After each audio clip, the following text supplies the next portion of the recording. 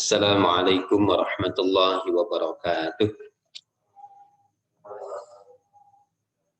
Alhamdulillahirabbil alamin. Alhamdulillahilladzi hadana li hadza wa ma kunna linahtadiya laula an hadana Allah.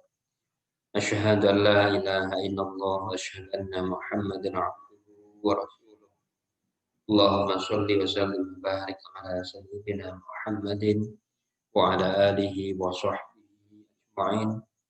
Subhanaka la ilma lana illa ma 'allamtana innaka antal alimul hakim.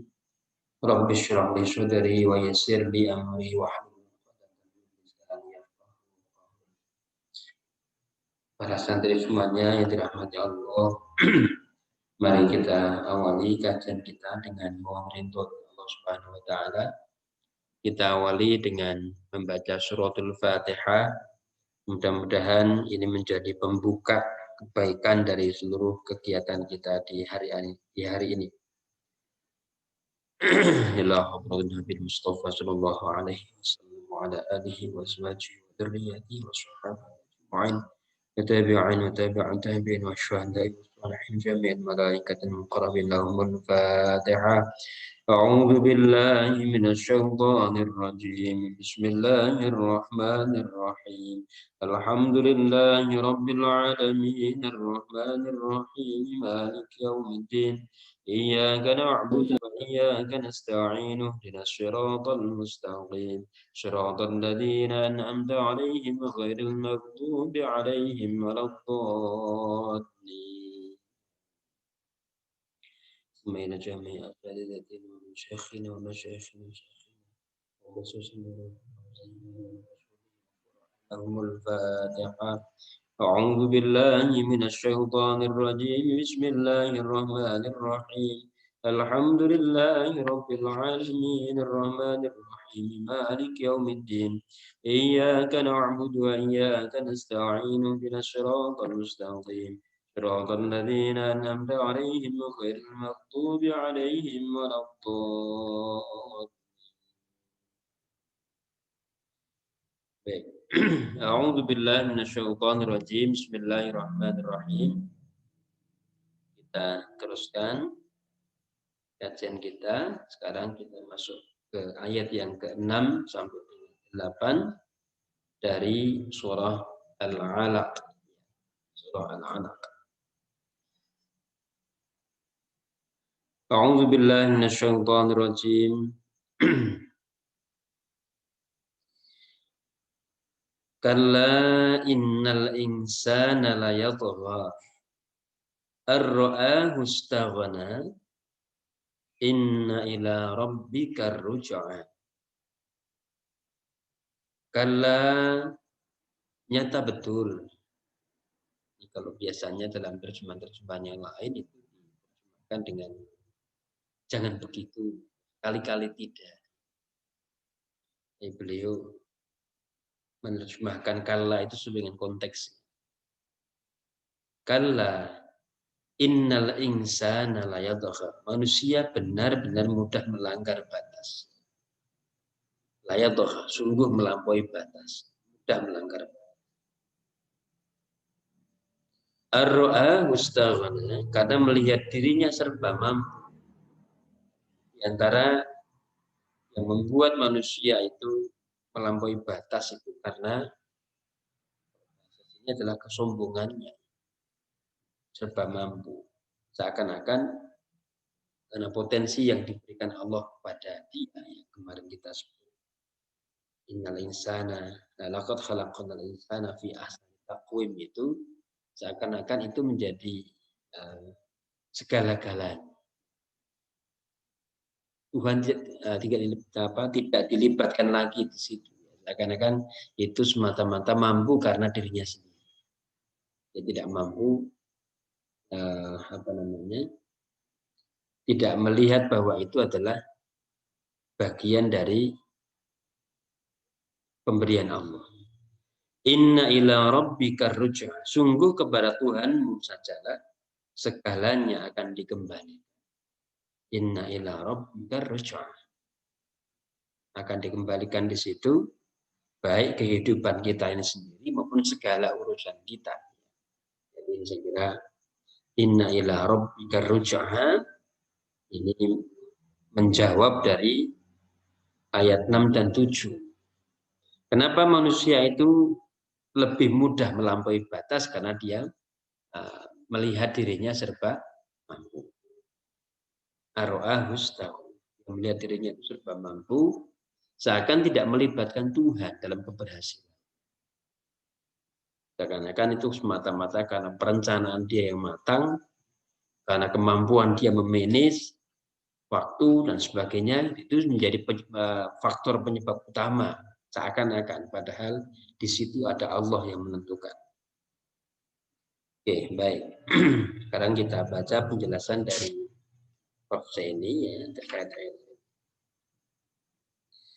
Dalam ayat-ayat ini dijelaskan bahwa manusia banyak yang melanggar tatanan penciptanya. Banyak ini kalau kita presentasi kurang baik di dunia ini kan mungkin hanya sekitar sepertiga. Sullatun minal awwali, sullah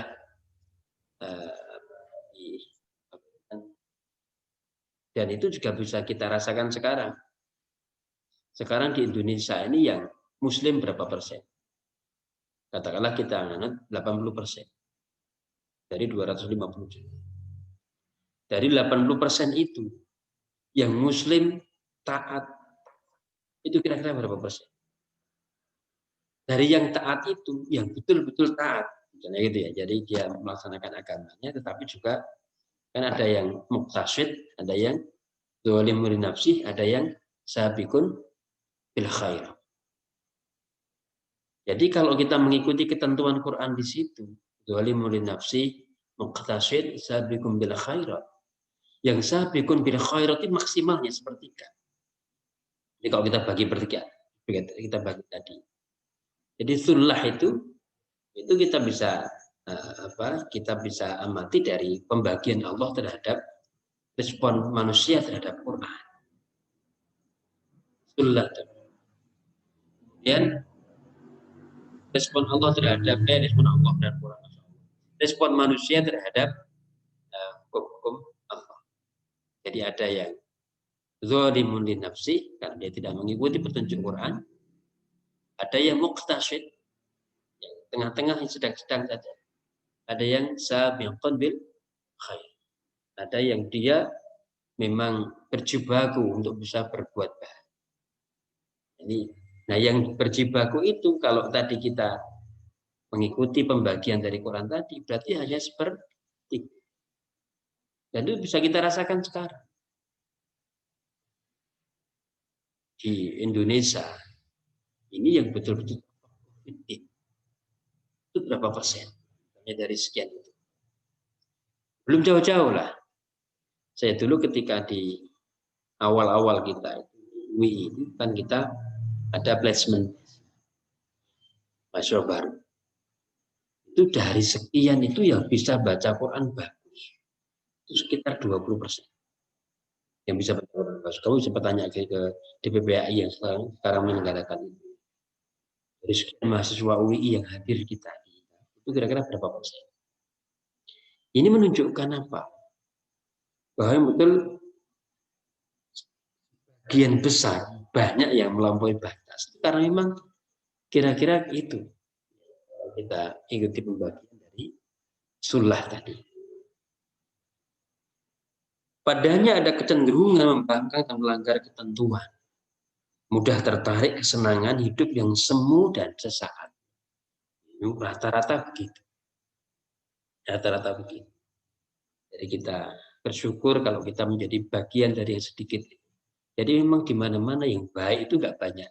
Di mana-mana. Yang baik itu selalu. Mudah-mudahan kita menjadi bagian yang baik. Manusia mudah tersanjung keberhasilannya, lupa tujuan dan beralih-alih. Mudah tertipu lalu melanggar batas. Padahal semua akibat yang timbul karena perbuatannya harus dipikul sendiri. Tiada tempat kembali selain kepadanya. Di sana amalnya diperhitungkan dan dinilai. Tiada yang lolos dan dirugikan.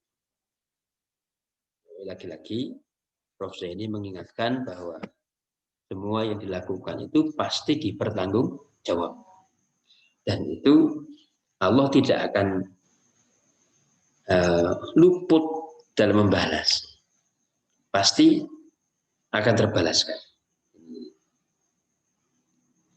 Allah mengungkap kelemahan manusia yang harus diwaspadai dan bahwa hidup adalah rentetan ujian. Sebagai jalan meningkatkan kualitasnya baik dengan kesusahan atau keberhasilan dan kesenangan. Menghadapi ujian sangat banyak ragamnya. Ada yang manis, ada yang pahit. Ada yang berwujud keberhasilan, ada yang berwujud kegagalan. Ujian dengan keberhasilan lebih banyak korbannya daripada yang diuji dengan kesempitan atau kegagalan. Yang yakin akan kembali kepada Tuhannya akan waspada dalam mensikapi hidup dengan segala ujian. Ini penting. Jadi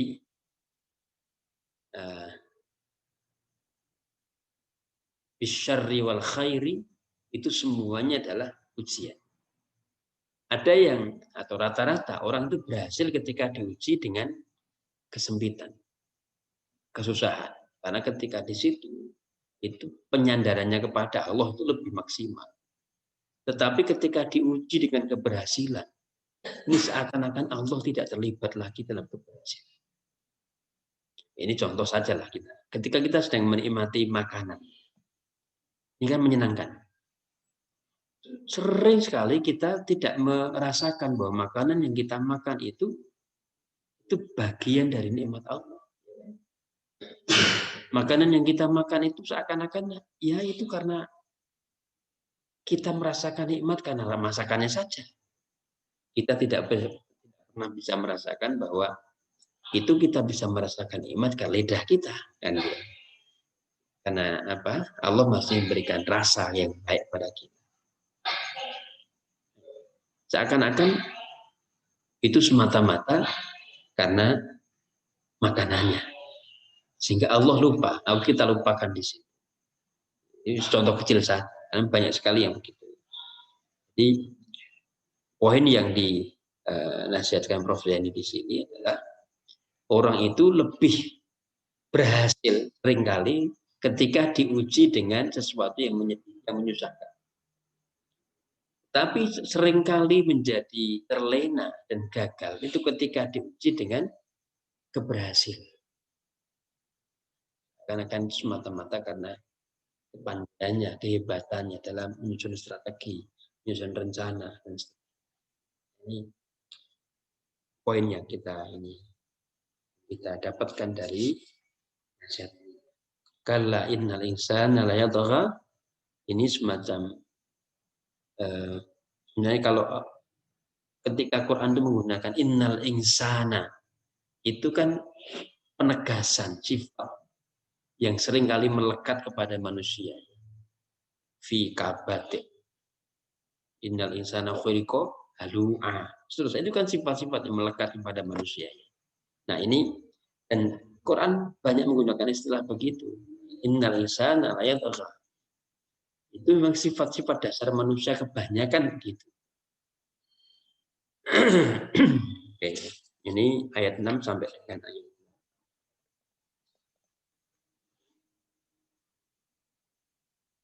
Sekarang yang ayat 9 sampai 14 kita baca.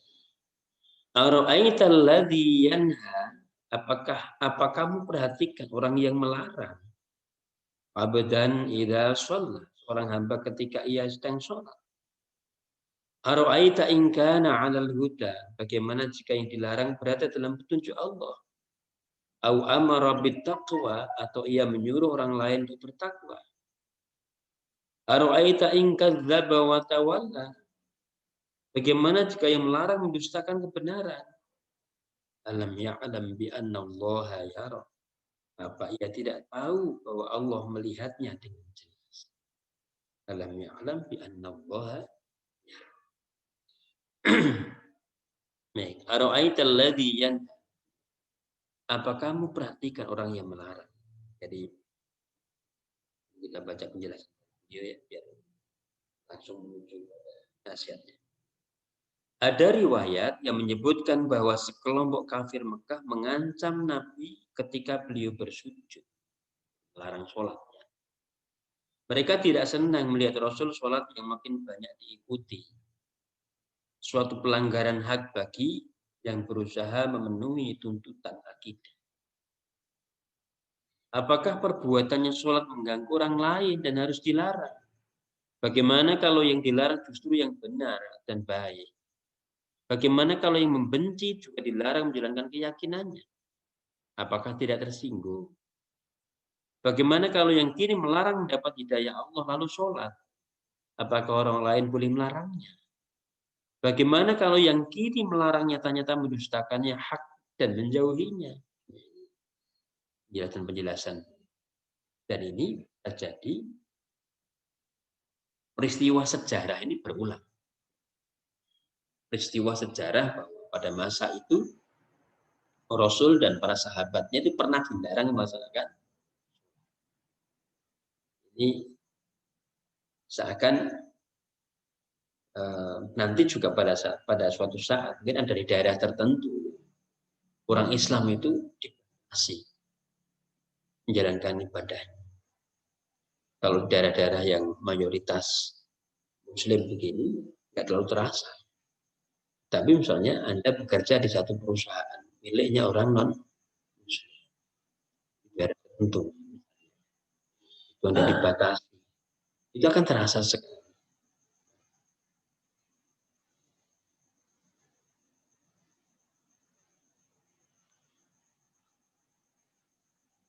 Ara'aita alladhi yanha 'abdan idza shalla ara'aita in kana 'alal huda. Bagaimana kalau yang dilarang tadi itu justru yang benar dalam petunjuk.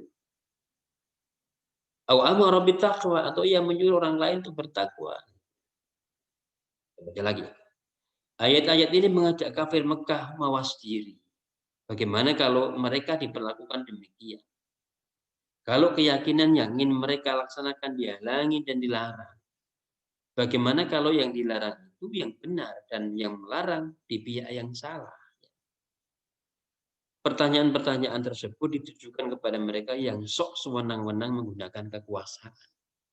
Padahal Allah mengetahui dengan rinci segala perbuatan hambanya, baik yang melarang atau yang dilarang. Dan kemudian dia akan membalas sesuai dengan yang mereka lakukan. Saya kira peristiwa sejarah yang dilalui Rasulullah SAW antara lain ketika mereka tidak diberikan kebebasan menjalankan keyakinan. Orang-orang Muslim disiksa, dipaksa untuk kembali kepada agama nenek moyang. Itu mereka alami. Dan bisa jadi umat Islam kelak akan mengalami begitu. Karena yang namanya sejarah itu bisa berubah. Jadi apalagi kalau kita menggunakan ara'aital ladzi yanha 'abdan idza shalla. Abdan itu kan menggunakan bentuk nakirah. Yang berarti maknanya tidak hanya tertentu kepada objek sejarah yang waktu itu berlaku.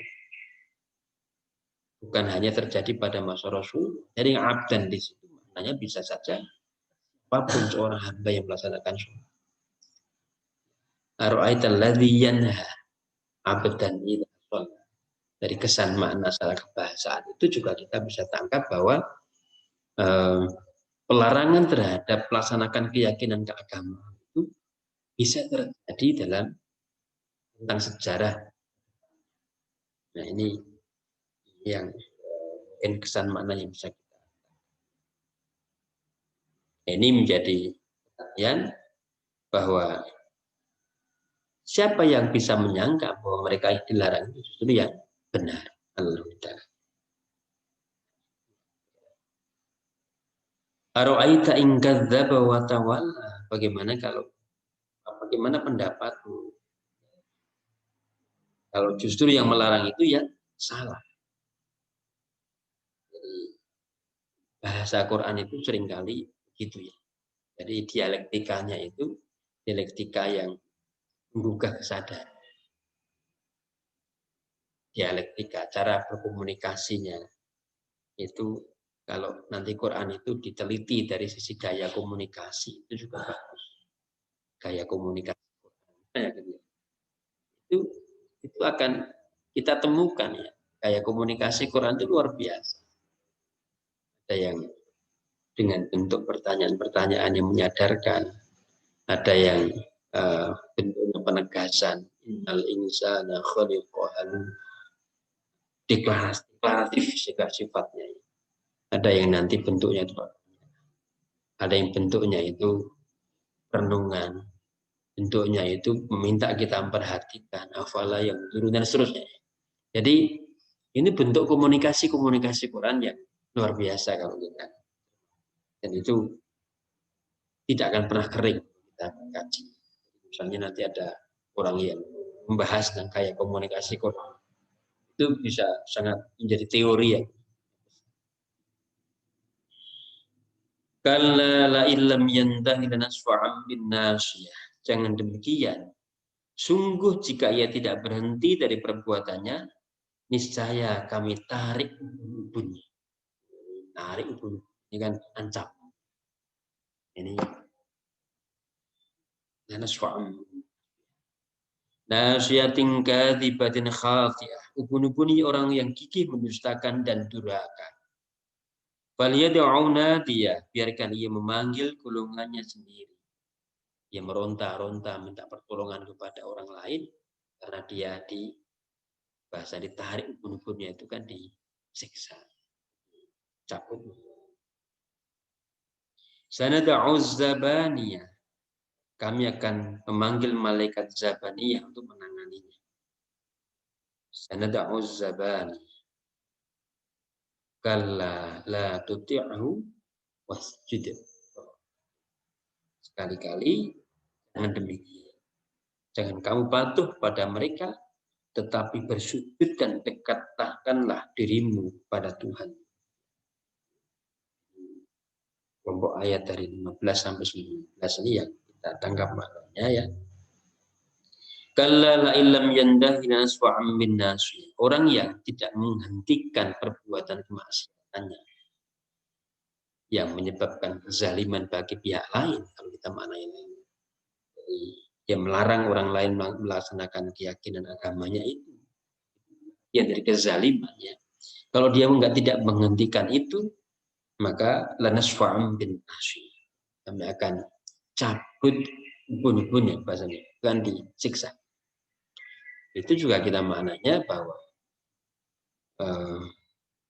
siapapun yang zalim pasti akan disiksa.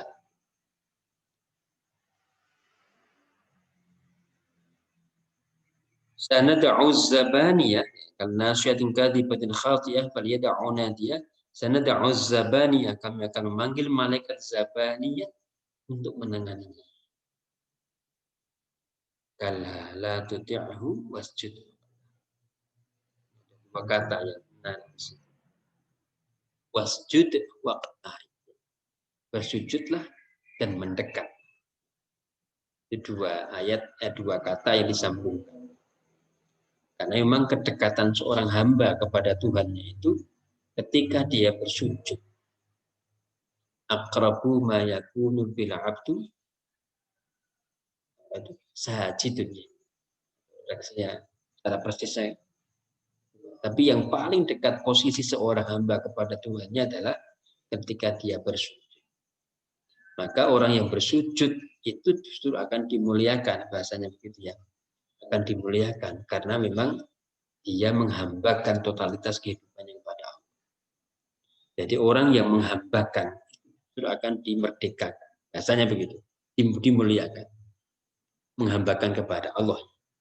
Orang kalau menghambakan totalitas kehidupannya kepada Allah, itu justru akan dianggap menjadi orang yang merdeka. Karena dia tidak takut apa-apa. Dia orang yang masih ketakutan dengan sesuatu, kan berarti masih terbelenggu dengan sesuatu. Terbelenggu artinya dia tidak merdeka. Orang yang kalau dekat dengan Allah, dia tidak akan khawatir dengan, ya nggak khawatir dengan masa depan, nggak khawatir ini, pasrahkan semuanya kepada Allah. Yang terjadi. Yang terjadi adalah kudrah dan irodahnya Allah. Itu dia nggak akan khawatir. Karena dan dengan tidak khawatir itu, justru dia akan menjadi manusia merdeka yang sejati. Maka ketika seorang itu menjadi seorang hamba, itu justru dia akan menjadi orang merdeka. Bahasanya begitu. Manusia itu ketika dia menjadi totalitas seorang hamba, justru dia akan menjadi orang yang merdeka. Jadi kalau dia totalitas dalam memposisikan dirinya sebagai hambanya Allah, justru dia akan menjadi orang yang merdeka. Karena dia tidak akan terbelenggu apa-apa, tidak akan takut apa-apa. Karena dia sudah yakin sandarannya itu kuat. Sandarannya Allah. Jadi ini penting sekali kita camkan wasjud. Sujud dan mendekat. Dan dengan bersujud itu justru menjadi lambang kemuliaan manusia.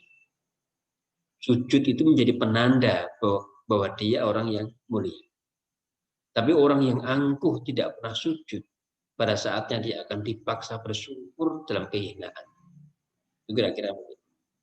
Jadi orang yang tidak pernah bersujud tunduk kepada Allah, dia pada saatnya akan dipaksa tersungkur sujud dalam kehinaan. Ini la tudi'hu. Ini sekali-kali jangan demikian. Ingatkan betul. Jangan ikuti orang seperti itu. La tudi'hu. Jangan ikuti orang yang layat tadi. Aro'ahustaghuna. Ya, disadarkan kembali. Summa inna ila rabbika ruju'a, disadarkan kembali bahwa kamu nanti akan kembali kepada Tuhan. Jangan melampaui batas. Ingatkan kembali kepada orang yang dulu melarang Rasulullah melaksanakan keyakinan agamanya. Ingatkan lagi peristiwa-peristiwa itu. Ini menjadi rangkaian penyadar. Jadi ayat-ayat dari innal insana la yatgha, kalla innal insana la yatgha. Ini kalau kita tarik benang merahnya dari depan. Jadi dari mulai Iqra, kita menjadi orang yang mulia karena kita membaca. Iqra bismi rabbikal ladzi khalaq, yang objek yang kita baca adalah sesuatu yang Allah ciptakan di situ. Yang kemarin kita bilang konteks itu bukan sekedar teks. Lalu kemudian dengan membaca itu ya kita akan menjadi mulia. Iqra wa rabbukal akram. Dengan membaca itu akan menjadi mulia. Dan Allah akan terus-menerus mengajarkan dengan metode. Allama bil qalam. Al-qalam tadi dimaknai dengan metodologi. Allama bil qalam. Allama al-insana ma lam ya'lam. Allah akan memuliakan manusia dengan mengajarinya terus. Ya. Sesuatu yang dia belum tahu. Jadi kemuliaan-kemuliaan karena diajari begitu. Itu nanti akan menjadi hina. Hanya begitu. Akan menjadi hina kalau dia tidak wasjud waqta. Itu kalau kita tarik benang merahnya. Dan itu kita sudah diingatkan. Ada orang-orang yang melampaui batas. Yang melampaui batas itu innal insana ya layat yang disebabkan karena ra'ahustaghna. Karena dia melihat dirinya sendiri itu serba mampu. Akan-akan tidak ada keterlibatan Tuhan dalam keberhasilan. Diingatkan kembali bahwa orang yang nanti dia hinakan, akan dihinakan, yang dihindari itu orang yang dia bukan hanya melampaui batas untuk dirinya, tapi dia melarang orang lain untuk mengerjakan keyakinannya. Dia menzalimi pihak lain. Nah, kemudian diancam lagi. Nah, kan itu ya. Diancam lagi. Kamu akan disiksa dengan cabut tubuh-tubuhnya. Dia ditangani malaikat Zabaniyah. Nah, seterusnya. Dia terakhir ditutup. Muslim yang baik, jangan begitu. La tuti'ahu, jangan ikuti yang demikian itu. Tapi wasjud waqtar. Bersujudlah dan dekat. Kamu nanti akan menjadi mulia. Sujudmu bacamu itu akan menjadi memuliakan. Bahasanya begitu.